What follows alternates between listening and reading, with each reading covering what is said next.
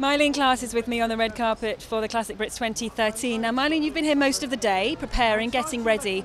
How do you kind of deal with the energy and excitement that builds up as you see the rehearsals, see the performances? Not very well. I've not been remotely cool in any way. In fact, I've just literally come from Hans Zimmer's dressing room, having taken my two little ones in there to rate the fruit bowl, just to genuinely make a bit of a mess, talk about Pirates of the Caribbean, tell him that we're all his greatest fan, and then leave him to sort of deal with the hurricane and the aftermath.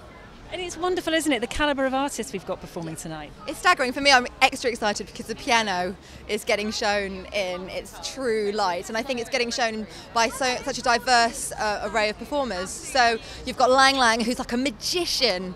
He's like an alchemist on the piano. Some of the notes that he produces and the runs, it's just incredible. Then you've got Einaudi. After his rehearsal, you could have heard a pin drop. It was just so magical. And then right at the end, Hans Zimmer, he took the stage, and there was an excerpt from Gladiator, another one from The Dark Knight and The Lion King.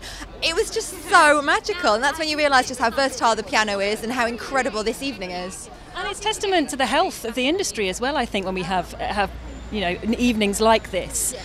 Does it make you feel good when you see these artists come together and everybody come to celebrate? It makes me feel really proud, because for me, when I was, when I was a young girl growing up and trying to, have an affiliation with classical artists and find somebody that I could, I feel that I could relate to, it was really quite tricky. I think, with the pop world, it's a different story, whereas the classical world, it's so tricky for it. I feel that the genre in particular sometimes has that stigma attached to it, that it only applies or appeals to a certain generation, a certain demographic, and that is certainly not the case.